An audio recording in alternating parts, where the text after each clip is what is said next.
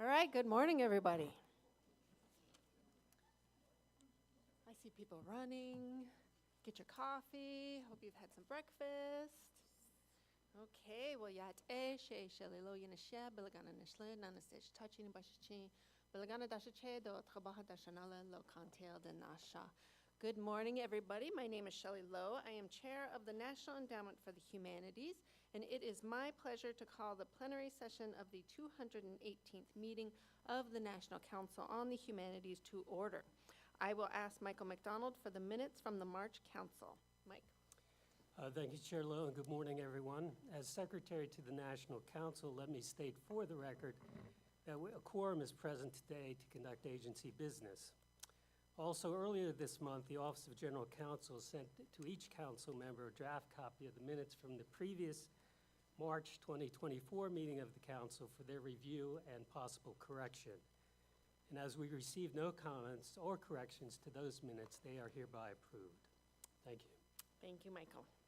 It is so wonderful to be joined today by our council members who have traveled from across all over our great nation, from North Carolina to Massachusetts to Iowa to Hawaii, and to review and discuss the incredible work our colleagues have been doing at NEH to advance the humanities across the nation.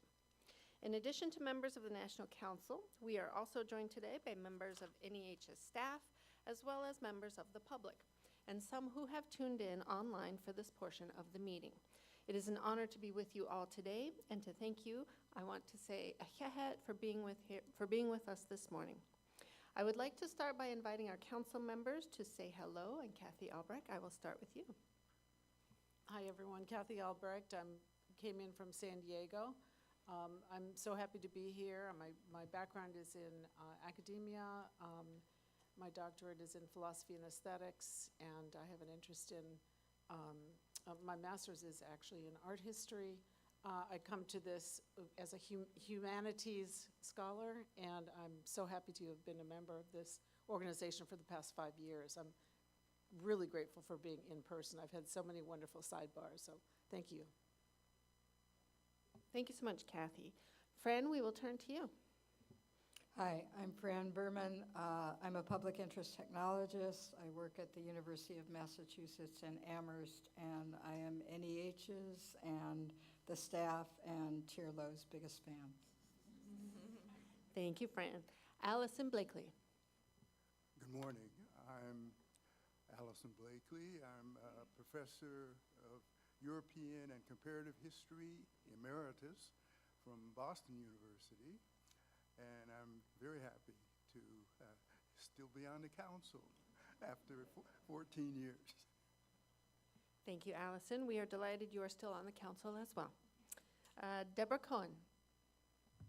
Hi, I'm Deborah Cohen. I'm a historian of science at Yale with an interest in climate change and the relationship between science and democracy.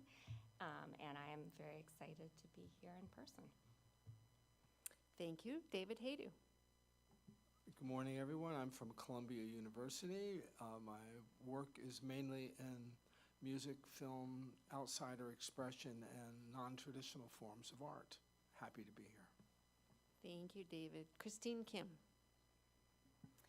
Good morning. Just to shake up the academia, I'm the non-academic member of the council. I'm a lawyer by training, and I'm in private equity. And I'm going to have to fight Fran for that first role for the biggest fan of Chair Lowe and the NEH staff. We are so in awe. Thank you so much. Thank you so much, Christine. Kit Matthews. Kit Matthew from Black Mountain, North Carolina. I'm originally an ecologist by training and got into museums and libraries throughout most of my career. I'm the former director of the Institute of Museum and Library Services, and I now work for AEA Consulting, doing strategic planning and coaching for cultural and nonprofits. Thank you. Thank you, Kit. Vanessa Northington Gamble. Good morning. I'm Vanessa Northington Gamble. I'm University Professor of Medical Humanities and Professor of Medicine at the George Washington University. I'm a physician and a medical historian with interest in the history of race and racism in American medicine. And I was telling Tony yesterday that I can push a sled for 450 pounds. And so that if we have to duke it out, Fran and Christine, about the fangirl, I think I might have an advantage. So, okay, he's happy to be here. Thank you, Vanessa. We are all very impressed. Lynette Overby. Hello, I'm Lynette Overby, and I recently retired from University of Delaware, and I'm a research fellow in the Arnhold Institute at Columbia University. And my work has been in combining choreography and history and telling little-known stories of African Americans, and working on a project on Frances Harper, which will hopefully premiere on her birthday in the year 2025. So happy to be here and very grateful to be a part of the council. Thank you. Thank you, Lynette. Matthew Rose. Hi, I'm Matthew Rose. I'm Senior Fellow at the Morningside Institute in New York City. I apologize to my fellow council members last night for missing our reception. I was visiting the new baby of our missing council member, Bill English. So on behalf of Bill and little Thomas, they send their best. We are delighted to hear you had an opportunity to visit. Tell them we said hi. David Singh. Aloha kakayaka. Good morning. My name is David Kekaulike Singh. I'm Native Hawaiian, specialize in indigenous education from Hilo, Hawaii.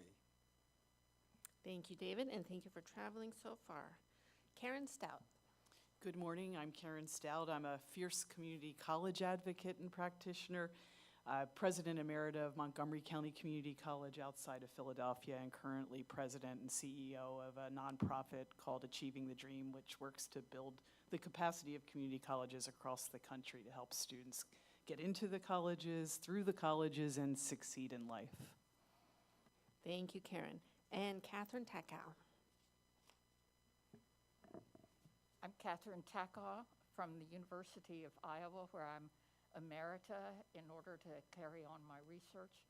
And I had forgotten exactly how much I miss seeing everybody in person. And so that's been a thrill.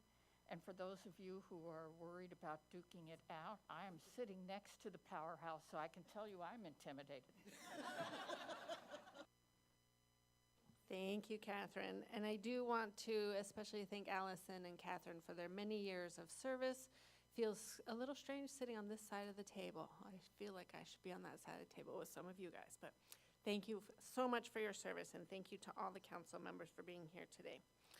So a couple of months ago, I sat down with Lakota writer Virginia Driving Hawk Sneevy, and I asked her how she got started as an author. She told me about her daughter, who was assigned Laura Ingalls Wilder's stories in school. There were mentions of Native Americans in Laura's stories, but they were always presented with a skeptical, often frightened view. And that's when Virginia realized she needed to write her own stories to show her own understanding and narrative about Native Americans. And in a time of so much certainty, when it's easier to label people than to get to know them, when we find ourselves falling into despair, we know the humanities can lift us up. They can remind us that there are always stories to tell, and the people in those stories are most often still here. And thanks to you, that's what we are able to do, tell these stories and do this work. Together, we are bringing history and literature and philosophy to people across the country and around the world.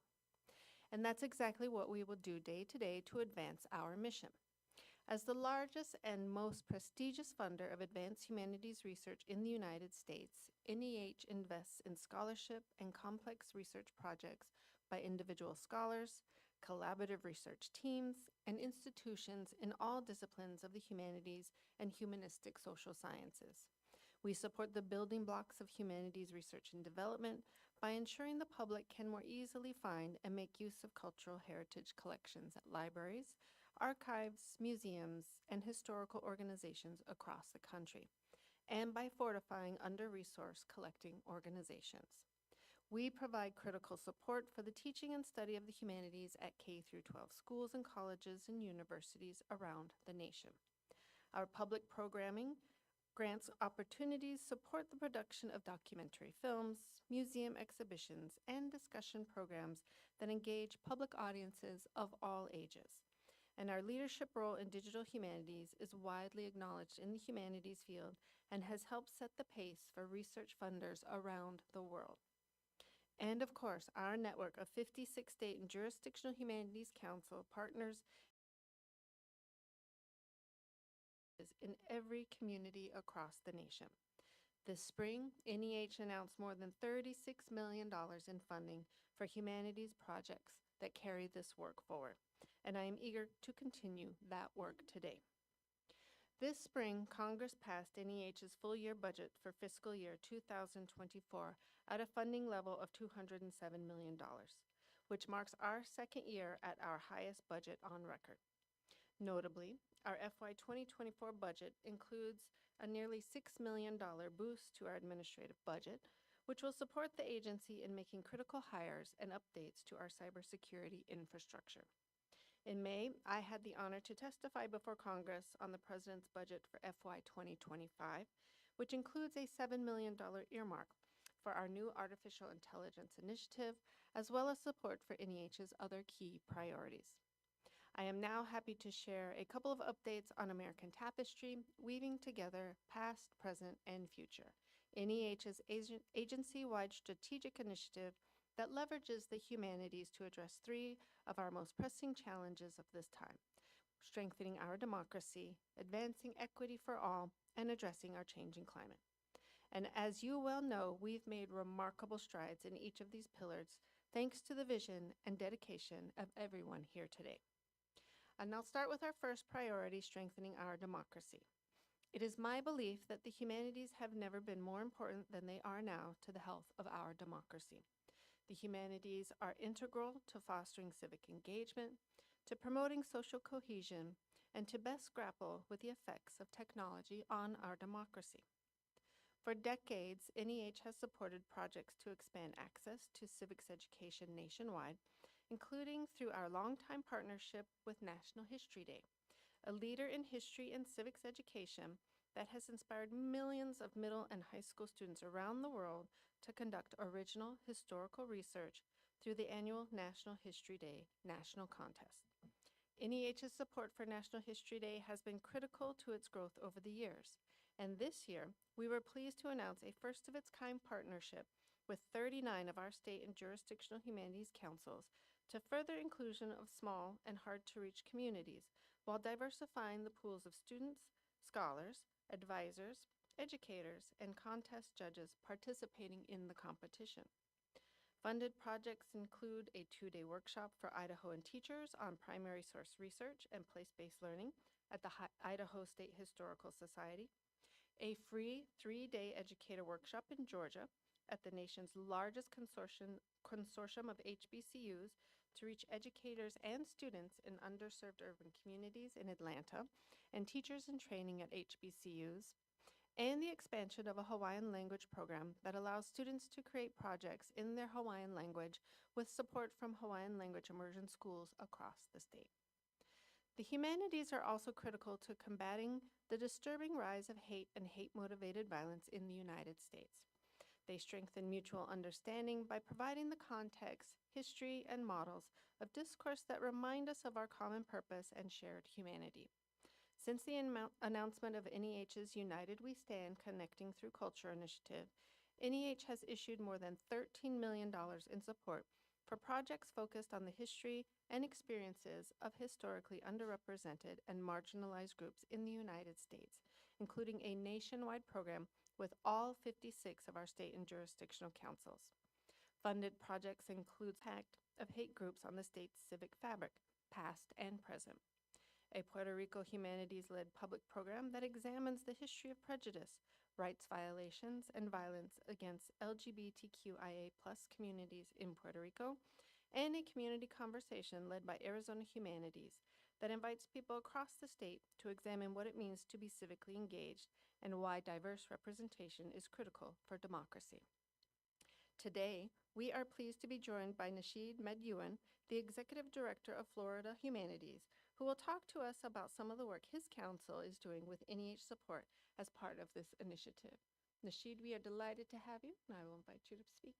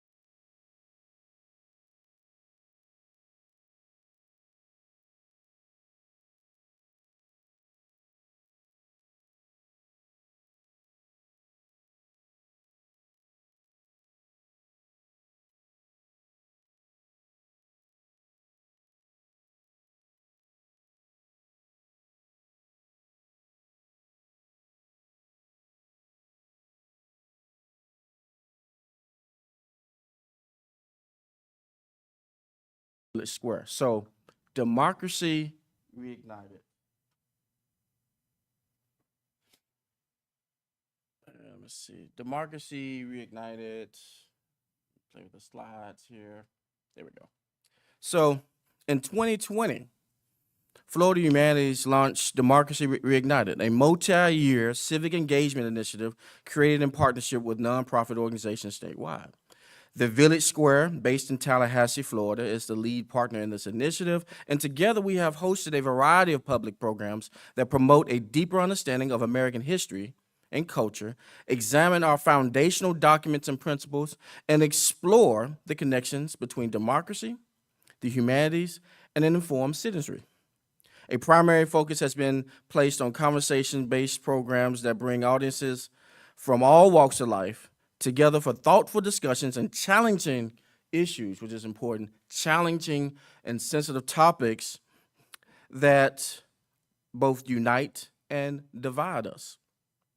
To have the biggest reach and impact, the Speakers Series is virtual and features some of the most prolific minds and powerful voices addressing depolarization, bridging divides, civil discourse, and how we all play a role in our country's democracy and upholding that social contract. And so at that point, I would say that we have a role in our community. And we define that role based on our influences, but there is a point of relativism, whether it's cultural or ethical, and we have to have the ability to understand our neighbor, right? And how we craft our position in our community and uplift our community and seek for continuous improvement in our state, in our nation, but for the most part in our workplace environments is knowing who sits beside you and where they come from and what they understand, what they believe in. And sometimes that evokes sensitive topics. And running from those sensitive topics can devalue the progress that you can make. But humanities, we found in Florida, has given us the opportunity and the platform to bring brilliant minds with people who are migrant workers, who are working in the community, teachers, students, and the like, and understand, and I'm a little bit off topic here, but and understand the opportunity to bring forth strength and capacity in their community. And we had the opportunity with this program to look at philosophical discussions with the Declaration of Independence with esteemed Harvard political scientist and author Danielle Allen. Others have fulfilled illuminating storytellers like author Monica Guzman, who taught us how to have conversations rooted in curiosity and respect, and musician Daryl Davis, who shared his harrowing experience of being a black man who befriended over 200 members of the Ku Klux Klan and convinced them to turn in their robes. How remarkable is that? What type of bravery is that? And our ability to present that to an audience. We took the success of this program and looked at United We Stand and saw that as a perfect theme, perfect opportunity to continue that good work and elevate that good work, expand it to a broader audience. So we were awarded the United We Stand funding, and we knew that that support could greatly elevate and expand our Democracy Reignited programming, especially the virtual speaker series. With that funding, we were able to present 6 virtual programs with outstanding attendance, reaching nearly 50,000, thanks to our ever-growing group of nonprofits, and streamed the talks along with Florida Humanities and the Village Square. The speakers were nationally known and highly well respected, as you can see on the screen. And so here some of the speakers. Peter T. Coleman, Columbia University. We have a couple of members of the council representing Columbia University, professor and author of the book The Way Out: How to Overcome Toxic Polarization.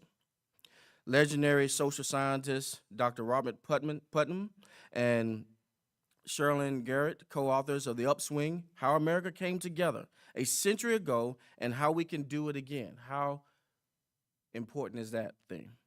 Rachel Brown, author of Diffusing Hate, a strategic communication guide to counteract dangerous speech, and founding executive director of Over Zero, an organization that was founded to prevent identity-based violence and other forms of group-targeted harm around the world.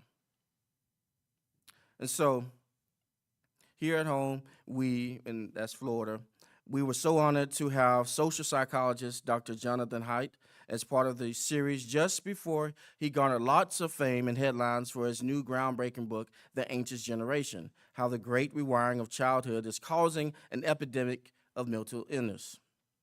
Next was Alexandra Hudson, author of the book, The Soul of Civility: Timeless Principles to Heal Society and Ourselves.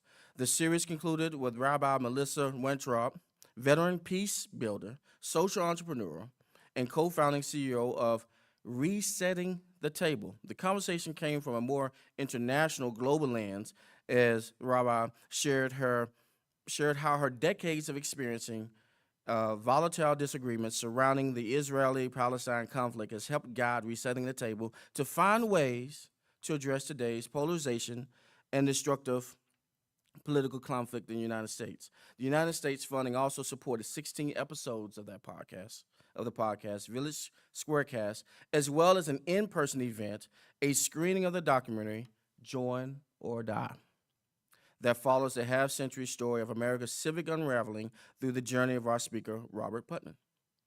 So we also learn through this opportunity we can use digital tools and speakers and embark on this quest to look at civility, civil discourse with sensitive topics, and not run. We became confident that we can hit some of these topics head on, regardless of the political climate. And, one of the programs looked at where you get your truth. Where do you get your truth? Social media, marginalized communities. And sometimes it's safe to run from those topics, but I think our role and what I've learned in this role in the past 3 years, our charge is to open those doors. Our charge is to walk through with confidence that the support that the council and the NEH provides to bring people together, have a dialogue, but with scholarship and people who can make that meaningful, balanced, and objective. So, going forward, as you may be aware, let's see if it comes up here. August last year, on August 26, 2023, in Jacksonville, Florida, a white gunman went on a shooting rampage at a store near a historically black college and university and killed 3 black individuals. This latest act of racial violence is unfortunately not unique in Jacksonville, our state, and our nation. We have strategically partnered with the Museum of Science and History in Jacksonville to develop the Racial Awareness Project, an interactive exhibit designed to educate, challenge, and examine racial bias, division, and extremism.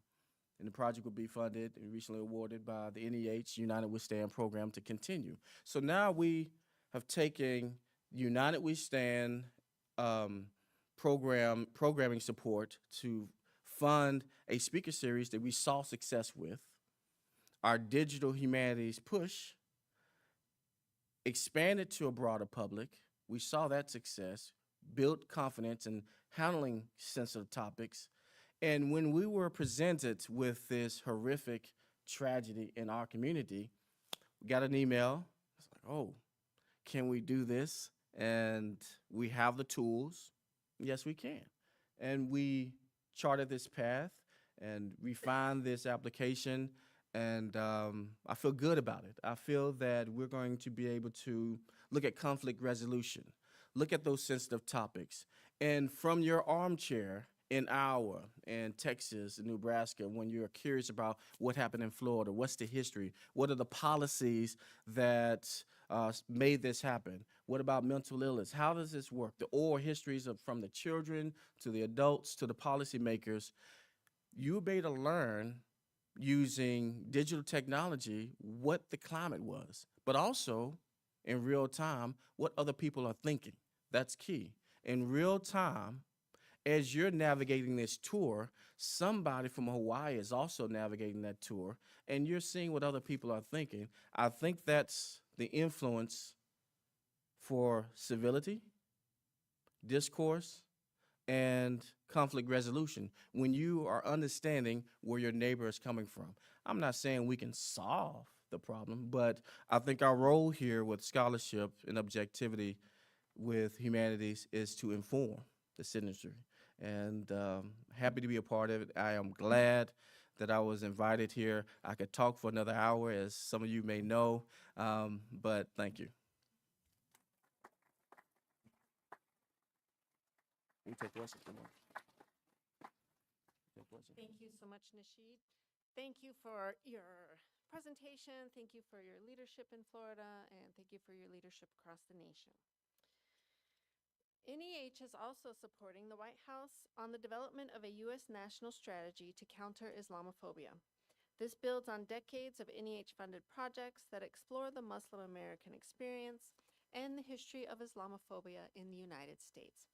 As you know, last year, NEH proudly contributed to the formation of the White House's first ever U.S. national strategy to counter anti-Semitism through commitments to offer research, teaching, and convening opportunities for humanities scholars to study the origins and history of anti-Semitism in the United States, as well as support for the development of K-12 educational materials on countering anti-Semitism in partnership with National History Day and the U.S. Holocaust Memorial Museum.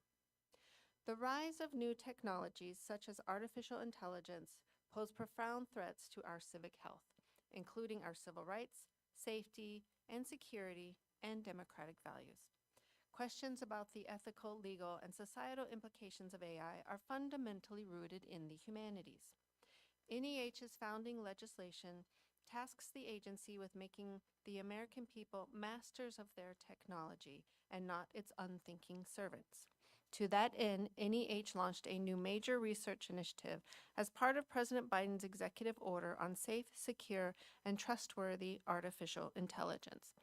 NEH's initiative, which is titled Humanities Perspectives on Artificial Intelligence, supports humanities research and development to understand and address the ethical, legal, and societal consequences of AI. At this council meeting, we are pleased to review applications for the first round of our Humanities Research Centers on Artificial Intelligence grant program, as well as applications for our Dangers and Opportunities of Technology program. As I mentioned earlier, the White House requested an additional $7 million in funding for this initiative for NEH's FY 2025 budget, so we can create a nationwide program on AI literacy, as well as professional development opportunities on the use of AI for teachers, professors, museum staff, and other humanities practitioners. To help us put NEH's initiative into context as part of the broader federal government's research and development priorities, as well as its actions on ensuring the safe, secure, and trustworthy development of the use of AI, I am pleased to invite Dr. Arthi Prabhakar, Director of the White House Office of Science and Technology Policy, up to the stage for a brief discussion with me.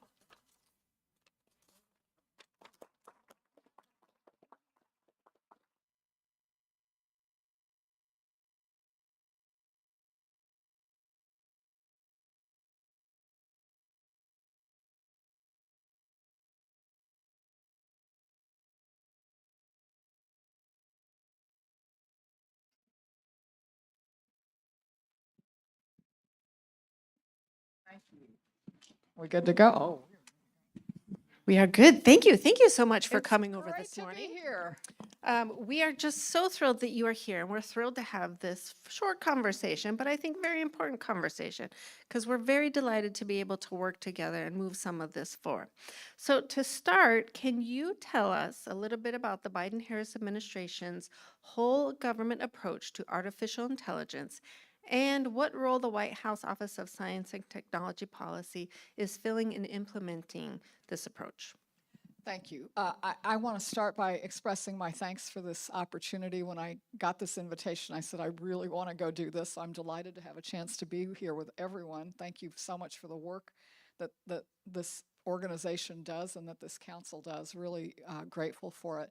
And I just want to provide a word of context by saying that in my role, which is, it's 2 jobs, it's serving as the President's Science and Technology Advisor, it's leading this White House Office of Science and Technology Policy. Of course, what we focus on is science and technology and innovation to meet the great aspirations that our country has in here in these very complex times that we're in. But the foundation for all of that is about our values. And that's why I think the link to the work that you all do and the humanities and the arts more broadly is, if we don't have that, then we're just floating in free space. And it's so vitally important. So so I wanted to express my appreciation for that. That's actually also key to the answer to your question about what's happening with AI. And I'll tell you my personal story about this being in this role with AI at this moment. I showed up for this job in October of 2022. ChatGPT came into the world in November of 2022. So guess what I spent most of my first year working on? And what happened is a moment was created when generative AI surged forward, and all of a sudden, AI, which I think everyone knows, was already in our lives, right? It was behind what ad you got served or what came up in your social media feed. You might have been thinking about that. You might not have been thinking about the fact that it was behind the diagnosis you got at the emergency room. You might not have thought about the fact it was behind what you pay for an airline ticket or whether you got a yes or no on your mortgage application. So AI was a little bit behind the scenes. It was driving a lot of things in our world, but it was behind the scenes. Generative AI with chatbots and image generators, all of a sudden it felt like you were seeing it and working with it directly. And the shock and the excitement that happened with those new tools coming out really created a moment which the president and the vice president seized to say that AI is one of the most consequential technologies of our times, that we know what we know about powerful technologies. All of human history tells us that they bring promise and peril, and it's going to be our choices that we make that shape how it comes out. And that and the job that they put out for us was to manage AI's risks in order to be able to seize its benefits. And I really appreciated that they kept in view the whole broad range of issues, and they kept the bright and the dark sides in focus. And probably the question I most get asked about AI is, am I for it or against it? And the answer is, we have to be very aggressive about the risks, and we have to be equally aggressive about using it in positive ways. So that was what was behind the whole effort. You've talked about the executive order, which was a big body of work that got done. And of course, that's the president pulling every lever under existing law and calling, he gave a lot of homework to a lot of parts of government to get on the path. And I think that was an extremely important set of actions, widely understood in across the private sector, across our country, and around the world. It was understood as a message that we weren't going to do what we did with social media, which is largely nothing, but that we were going to do the work to get on the right track for America and the world on AI. So that's some context. Thank you. That's very helpful. We've been talking about AI in NEH, and we've had wonderful staff who have helped to lead us in the agency and some of the work that we do. But how does your office see the humanities playing a larger role in this effort, this whole of government effort to advance, but also to regulate AI for American people? I actually would love to hear from you all about what you see as the biggest contributions and levers and issues. But to me, it starts with values. And I think, what I'm seeing around the world today is every country is racing to use AI to build a future that reflects their values. And values do differ around the world. And understanding what American values are and what it means to build a future with the kinds of powerful tools that we've got today, that is a role that I think we can't understand it without the contribution of the humanities. That's foundational. I think there are an immense number of issues. Just to pull one thread, First, I'll say that so many of the things that everyone's worried about with AI, problems like exacerbation of fraud or embedding discrimination in housing or financial decision making. Those are things that happen to be illegal already, and so it's hard.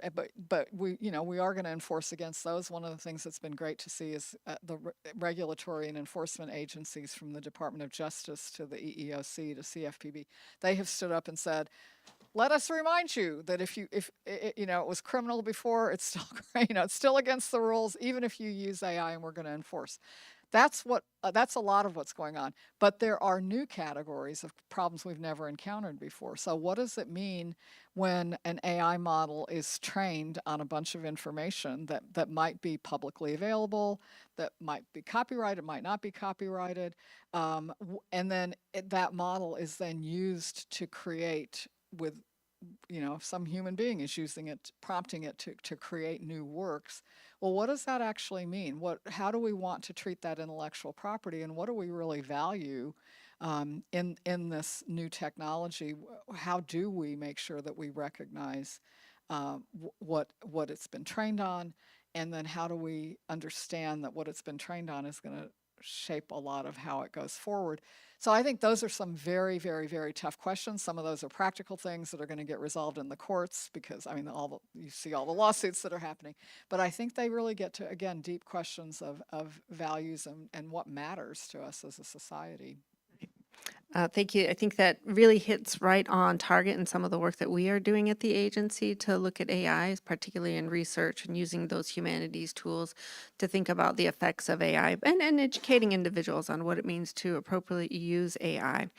But in many of our peer countries, government research funding is provided to all academic disciplines. And very often the humanities are on equal footing to sciences and the social sciences in terms of funding. But in the United States, we more often see humanities as very separate from other sciences. And traditionally, OSTP has focused attention more on research in the hard sciences rather than on humanistic research. And considering many of today's global challenges are social sciences and human in nature, how might we work with OSTP to begin to increase the profile and support of humanities research in the U.S.? Again, I really want to hear how you all think about the role of humanities, so I'm going to turn this around on you too. But I'll kick off by saying, first of all, I think a lot about, I'm a hardcore science and technology person, right? And so I grew up in a classic first generation Indian immigrant, right? And so I was raised with, when you get a PhD, and of course we Indian kids of that generation like to joke that all fields were open to us. Any field of science, engineering, or medicine was open to us, right? And so that's where I come from. But I will tell you that as I progressed in my career, the thing that has always driven me at a personal level is, how do we use innovation to create a future that's better than today? And if you are serious about that question, you very quickly realize that actually the hard sciences, that's the easy part. Because people are the most interesting, the most complex, the richest part of achieving that future that we want. And I think about the progression of my experience and perspective, and in a sense, it's echoed by what has happened in the world of technology in the course of my life. I think about when I was a young kid, and a computer meant a thing that was down the hall in an air-conditioned room, and you programmed it with punch cards. And then, of course, it became something that sat, in your office with you. Then it became something that sat on your desk. Now we carry. I have two in my bag, right? And we sleep with them, and they are so intimately connected now to our lives. And oddly, and think about not just the devices, but the networking that happened, the internet that happened, the social media that happened. We still we call it the tech sector. We keep talking about it as technology, but really what is going on is about how humans are interacting with each other and are shaping and driving what's happening in this medium that we have created. And so I think that the technology itself has come has become so much more intimately connected in our lives. And I loved when our previous speaker was just talking as I came in towards the end of his comments about the fact that someone in Nebraska or Iowa could see what had happened in Florida. So, I think we're in a moment where I think we all have just come to take for granted the connectivity and the pleasure and the joy of the family ties that have been nurtured, and the collapse of distance around the world, and the power of that. That's such a beautiful thing. But I think we're also, obviously, we're living in a world today where all the toxic elements of this new kind of social behavior it's taken us to a very, I think, a dark and a quite dangerous place as a country and as a world. So again, I'm just saying why I think what you all do is so important. But again, I'd love to hear how you see the role that humanities can play in helping us. How do we get to the future that we really need? Well, I agree with you, and I think that that's an invite for me to come to you at some point, and we can have a really nice chat about what we're doing here at NEH. And this morning we'll be moving forward our first round of humanities research centers on artificial intelligence, and we'll be seeing quite a bit of work coming out of these research groups, and we're going to be really anticipating what some of their findings are and what they're going to be able to tell us. And I'm really glad that you brought up tech. And I know some of my colleagues who don't even just have tech in their bags, they have tech on their wrists. Okay, you guys.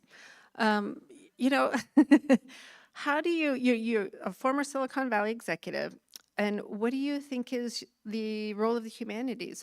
What role can we and should we be playing in the tech industry right now? That is a gigantic question. One of the things I've observed with some bemusement is what's happening with many social science researchers who are finding that that's a path and a place to go. I'll step back and say that a decade ago, when I was leading DARPA, the Defense Department's research agency, that is an organization who one of our core missions there is to see what's bubbling in research and figure out what could turn into powerful capabilities that matter for national security writ large. 30 years ago, the answer to that was biology and what was happening there. But in my view, now what is happening that's changing, largely, in fact, because of technology, is the social sciences and our ability to understand individuals and organizations and societies and communities, and how decisions are made, how behaviors are shaped. And in my DoD life, I spent a lot of time saying there's actually nothing more fundamental to national security than understanding human behavior. All right, at the end of the day, that's what it's all about. But that's true, again, of pretty much everything. And so I think, but part of what I have seen there is, as the tools of data and now AI have become part of the social science enterprise, I hear this very vibrant set of arguments within the social sciences about people being excited about what data and technology can tell you, others reminding people that a fountain of correlations does not actually tell you anything about causation, and that the deep understanding of traditional social science methods actually is still important. To me, the power comes when you can combine those things. But I've also seen, back to your question about tech, it was really intriguing to me to see people who were the smartest graduates from some of those research programs going to big social media companies. And on the one hand, I saw them going in, bringing the perspective and the concern about the toxicity that was happening in that environment. And on the other hand, I saw them, they were part of this machine social media at the end of the day is a machine to find, engage, and then influence people. And it was built for profit and revenue reasons, to find and influence people to buy things and to drive an advertising business model. But of course, once you have a powerful set of mechanisms to find, engage, and influence people, it is being used by foreign adversaries, by people inside, sometimes inadvertently, often with malicious intent. That's what's happening. And so I've seen some of these. I also feel like some of these great social science researchers who have gone there, who have ended up being part of driving this, which is, And I know at least some I've talked to who've gone hoping to be able to influence it in a good direction, who've left somewhat disillusioned because it's really hard to counter that profit driver that we see. So I think those are some of the realities, and this is a huge issue for our society, is how are we really going to come to a place where, again, those connections can build rather than destroy. Thank you so much. I think you have given us quite a bit to think about, some new and maybe innovative ways that we can think about humanities support in terms of research and trying to think about what role we play. We want to thank you so much for joining us this morning and for all of the work that you are doing, because we're just so delighted to be able to work with OSTP, and we're really appreciate it. Of course, thank you.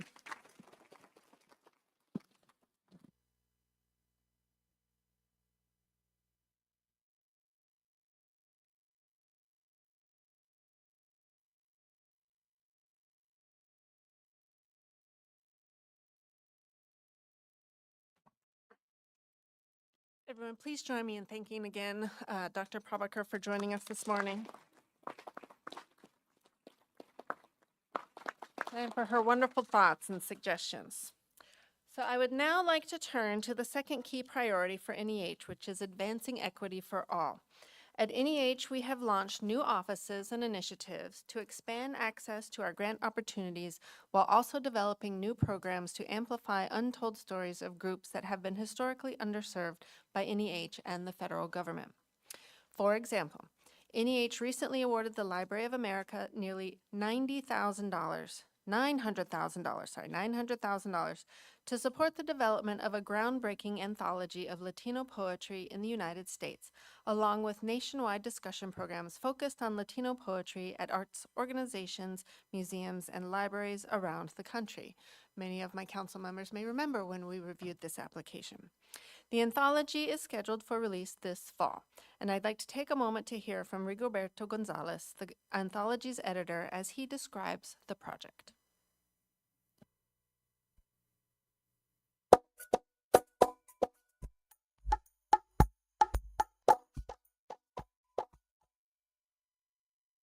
Latino poetry has a very long and strong tradition here in the United States. And so this is an effort to open the door to further discussions about what makes Latino poetry, who writes it, and what we call Latino poetry. Many poets are trying to examine exactly what home is.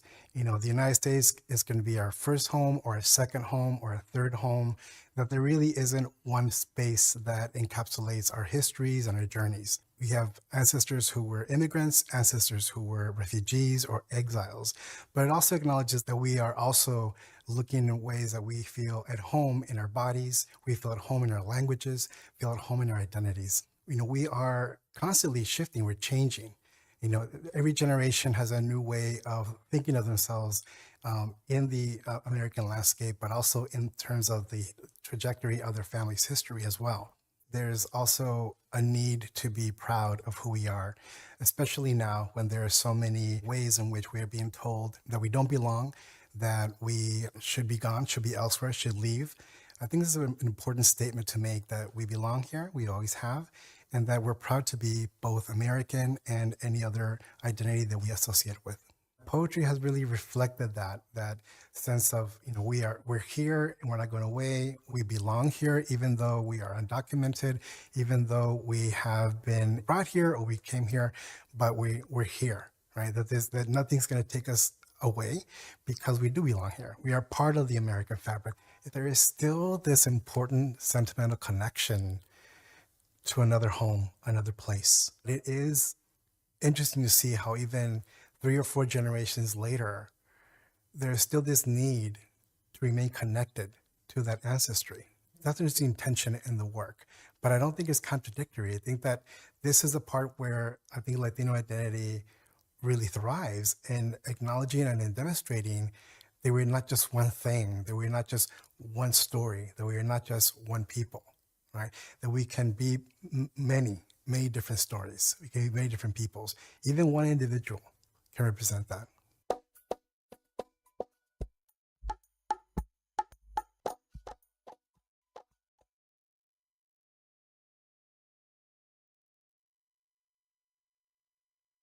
our work in bringing equity to all also extends to communities that have been historically underserved by NEH, such as tribal nations and indigenous communities.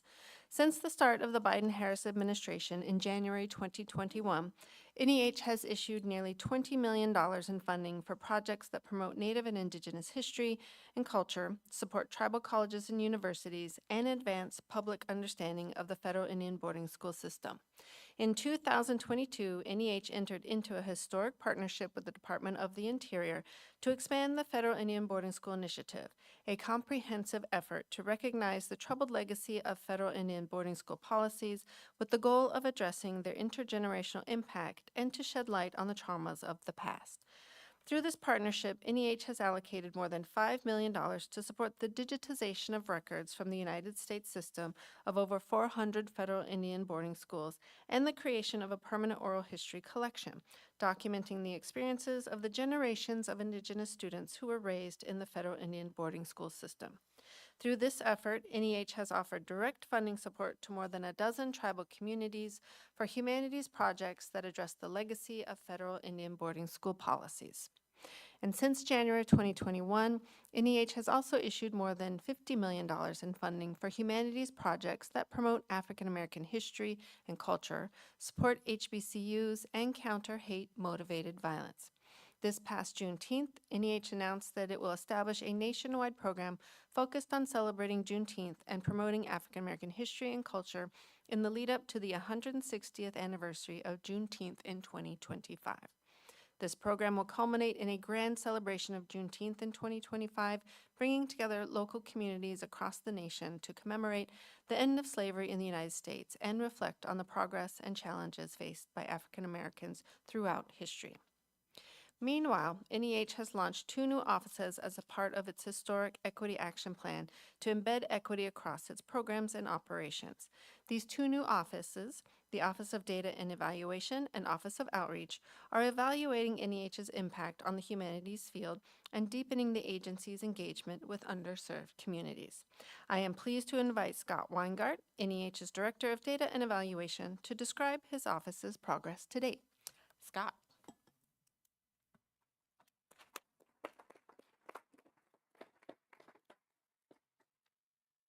Thank you very much, Chair Lowe.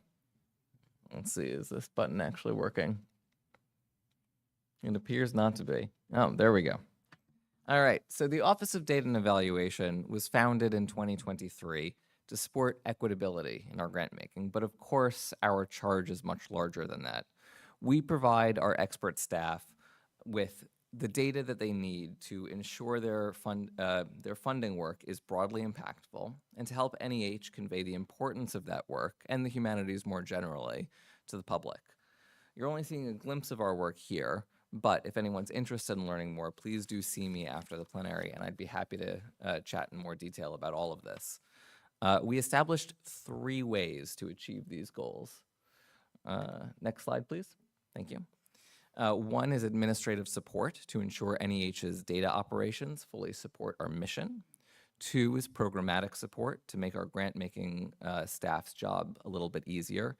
And 3 is national humanities support to collect and distribute information on the state and impact and health of the humanities to the broader public. Next slide, please. In pursuit of these goals, we've learned a few interesting things along the way. For example, fewer than 1 in 5 of our award dollars, I was interested in learning, goes to research-intensive universities, R1 institutions. Most of our funds, in fact, go to humanities work geared towards the public or to K-12 education. So even our research-focused funds are spread fairly equitably across many kinds of organizations. It was an exciting thing for us to learn in the first few months. Next slide, please. We also learned exactly how much the U.S. underfunds the humanities compared to our peer nations. In fact, if you'll go to the next slide again, please, we spend about 50 times less on the humanities per person than the median of 20 similar countries that we compared ourselves against. So I have data on all of this. The slides don't quite match what I'm talking about right now. But I'd be happy to show all of you more information later if you're interested. However, I will end on a little bit more of a heartening note. another fun thing that we learned. An early analysis showed that the first round alone of our pandemic relief funding, our CARES Act funding, for those of you who are familiar with it, helped employ and support over 18,000 professionals in humanities spaces. And that's not even looking at our second round of COVID relief funding, which we're going to be looking into soon. So there is a lot of great work that we're able to do, even with the limited funding that we have. Which brings us back to the founding charge of the Office of Data and Evaluation. Next slide, please. Oh, we're already there, great. Finding data to show when our grant making is working particularly well, and giving staff the tools they need to push those successes even farther. In the near term, that focus is, of course, tied to our equity action plan. But we're looking for the communities that we serve well, and those that we could serve a little bit better, and then we'll turn that information into recommendations for staff and leadership.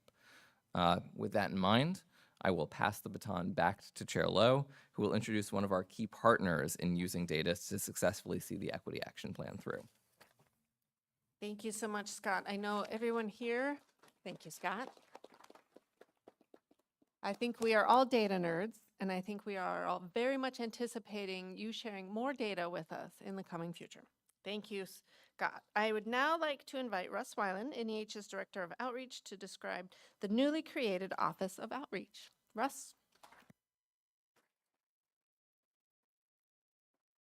Thank you, Chair Lowe.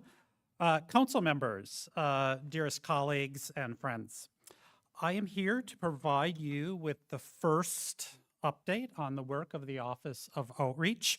As many of you will recall, the Office of Outreach had its genesis in the agency's Equity Action Plan. In the last 5 months, which is the amount of time I've been on the job, most of my time has been spent on the many small but very necessary tasks to bring a new office into being.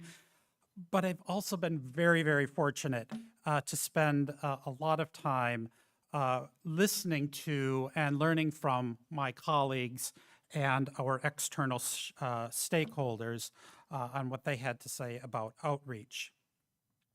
I have been at NEH for 34 years, and I am very happy to report that you can teach an old dog new tricks.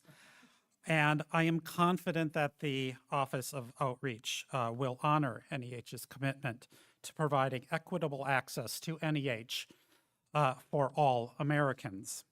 Next slide, please. Job number one for the Office of Outreach is outward-facing, external-facing, one dedicated to welcoming applicants and peer reviewers from historically underserved organizations and communities, including historically Black colleges and universities, Hispanic serving institutions, tribal colleges and universities, community colleges, tribal and rural communities, and veterans.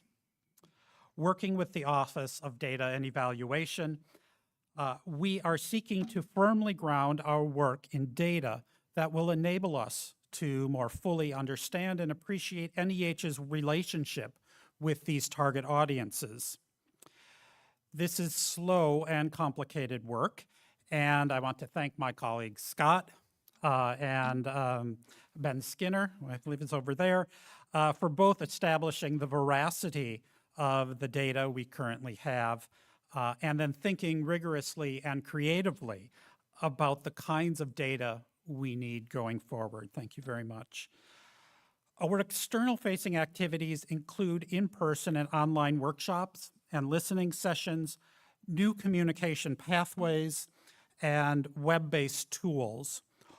All of our efforts are specifically designed to welcome prospective applicants, peer reviewers, first-time grantees into the NEH family. We are also exploring some exciting new collaborations with our external partners who share similar outreach goals.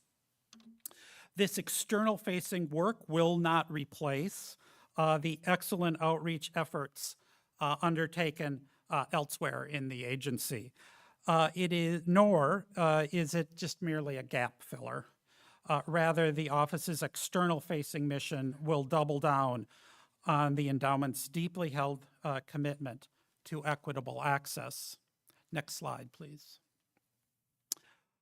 The Office of Outreach also has an internal-facing mission of coordinating and communicating broader outreach goals, activities, and strategies within the agency. In this regard, the office is dedicated to service.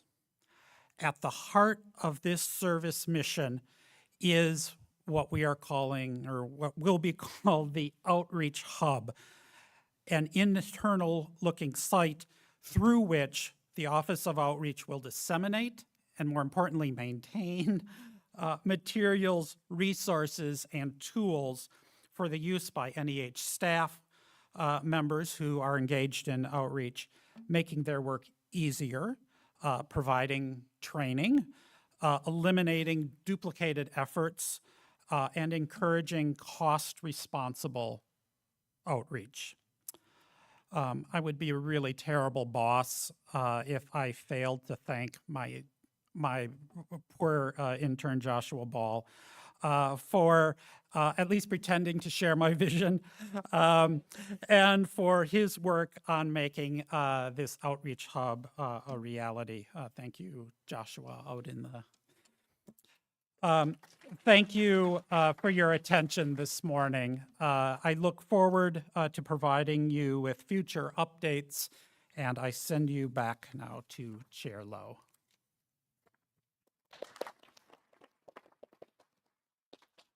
Thank you so much, Russ. I think we can all learn new tricks. So, also, as a part of our Equity Action Plan, NEH is in the process of revamping our logo and our website to be more accessible to our constituents, particularly to potential grantees who are new to NEH. NEH's Office of Communications and Publications recently led an exciting logo redesign effort as part of NEH's Equity Action Plan and its statutory mission to expand access to the humanities to people of all backgrounds. For more than a year, we empowered a wide range of staff members across the agency to identify steps to improve NEH's external marketing.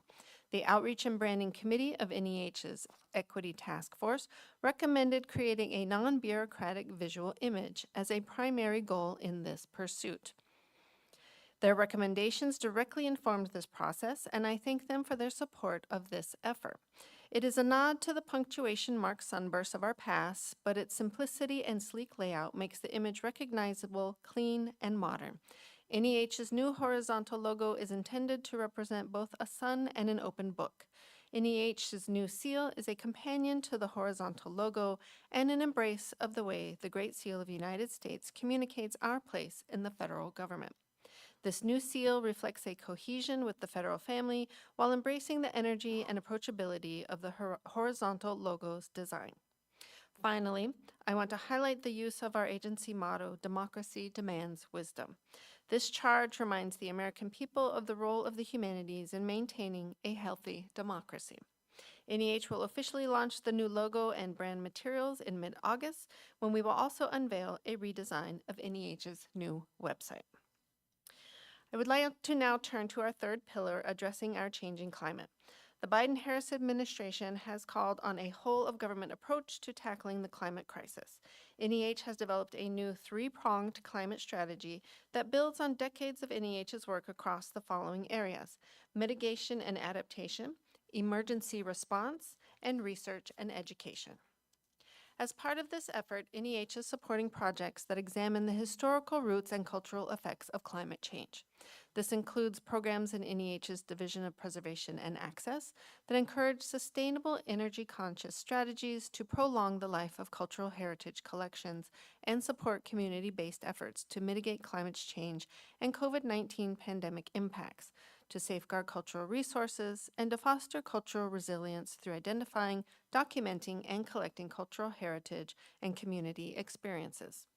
Select projects include support for the Harrison County Library System to collect oral histories from 6 at-risk communities on the Gulf Coast vulnerable to climate change, a grant to the Frank Lloyd Wright Foundation in Scottsdale, Arizona, to improve the collection storage conditions and reduce energy consumption in the extreme desert climate, and an award to train cultural heritage stewards in Puerto Rico in collections care and emergency preparedness. In addition, NEH's new Climate Smart Humanities Organizations program, managed by our Office of Challenge Programs, enables cultural organizations such as museums, archives, and libraries to develop strategic climate action plans to prepare for and respond to existential threats posed by natural disasters. Recently approved grants include funding for energy audits and climate smart sustainability planning at the Anchorage Museum in Alaska, climate action plans for 2 historic properties at historic New England and Massachusetts, and a climate heritage strategic plan for the major historic sites in San Antonio, Texas. NEH also responds to federally declared disasters through emergency chairs grants to our 56 state and jurisdictional humanities councils, who are on the front lines of severe weather events such as hurricanes, flooding, wildfires, and tornadoes. Recent awards include support for recovery efforts following Hurricane Ian in Florida, severe flooding in Vermont, and a tornado in Rolling Fork, Mississippi. Last fall, NEH unveiled a historic initiative titled the Pacific Islands Cultural Initiative to strengthen the cultural and educational sectors in the U.S. Pacific Islands, which face unique challenges because of their remote geography and the federal government's historical underinvestment in the region. Launched at the White House Summit on Building Climate Resilient Communities, the NEH Pacific Islands Cultural Initiative is providing funding opportunities for convenings and technical assistance for NEH's humanities councils in the U.S. Pacific Islands. This includes the creation of a regional cultural network and annual forum, language and cultural revitalization, documentation and oral history collection, community-based efforts to embed climate resilience and safeguard cultural resources against the impacts of the climate crisis, workshops, public lectures, books, podcasts, and exhibitions that strengthen and elevate Pacific Islander voices, research and curriculum development in the humanities for K-12 and higher education faculty and institutions in the region, and partnerships with other federal agencies and nonprofit organizations. As part of this initiative, NEH has also committed more than $500,000 in emergency relief funding to support cultural and educational institutions affected by the 2023 wildfires in Maui and Typhoon Mawar in Guahan. This spring, my staff joined me in official visits to tour the devastation in Maui and in formalizing our partnership with our Pacific Humanities Councils at the 2024 Festival of Pacific Arts and Cultures, otherwise known as FESPAC, which brought together delegations of artists from 27 Pacific Island nations, including the United States. And of course, we couldn't achieve any of these accomplishments without our hardworking staff, who continuously make NEH one of the best places to work in the federal government. This summer, for the 3rd year in a row, NEH was named a top 5 best places to work in the federal government. We were once again ranked number 2 among all small agencies with a record high score for overall employee engagement and satisfaction. On individual metrics, NEH ranked first in employees' positive assessment of their ability to provide input on agency operations, and third on promoting diversity, equity, inclusion, and accessibility across the agency. I am incredibly proud of this record, and I thank all of our staff for their dedication to the important work we do on behalf of all American people. Please join me in a round of applause for our staff.